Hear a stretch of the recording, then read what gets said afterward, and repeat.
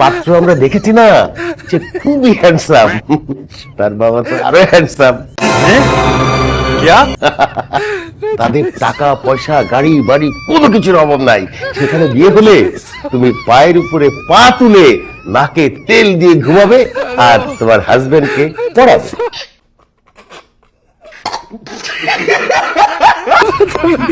কি বলতেছেন আপনি? আমি আমার হাজবেন্ডকে পড়াবো? পাত্র কি? আমি হোয়াট? আঙ্কেল আপনি ছেলেকে কি বলছেন? ও পাত্র মানে? ঠিকই বলেছে মা, আমার ছেলেই তো পাত্র। আপনি কি কোনো কারণে আমার সাথে ফাইজলামি করতেছেন? আপনার ছেলে আমার স্টুডেন্ট, আমি ওর টিচার। ওর সাথে বিয়ের ব্যাপারে মানে এই ব্যাপারে আমি কোনো কথাই বলতে চাই না।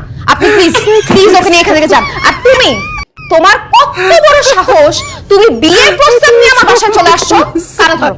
সুজু দোস্ত, তুই সবার এই কিসের সুজানা? ম্যাডাম বলো।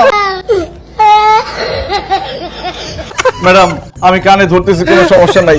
দরকার হলে আমি সারা জীবন কানে ধরে থাকবো, তারপর আপনি আমাকে বিয়ে করেন। চুপ করো, তুমি আমার স্টুডেন্ট, তোমার সাথে বিয়ে জীবনে সম্ভব না। আরে বাবা, কিসের স্টুডেন্ট? আমি এক সময় তো ক্লাসমেট ছিলাম না? যখন ক্লাসমেট ছিলে তখন যদি বিয়ের কথা বলতে সেটা একটা কথা ছিল। এখন তুমি স্টুডেন্ট, ও তোমার টিচার। এখন তো বিয়ের ব্যাপারে দূরের কথা, কোনো ব্যাপারেই তোমার সাথে কথা বলবো না। কিন্তু আন্টি, আপনার মেয়ে আমাকে বিয়ে না করলে আমার জীবনটা বরবাদ হয়ে যাবে। কেন?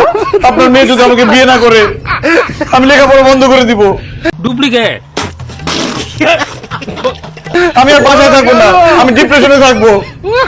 আর আপনার মেয়ে যদি আমাকে বিয়ে করে, তাহলে আমি সারাদিন শুধু পড়াশোনা করব আর পরীক্ষায় ভালো ফল করব। আমি আমার বাবার স্বপ্নটা পূরণ করব।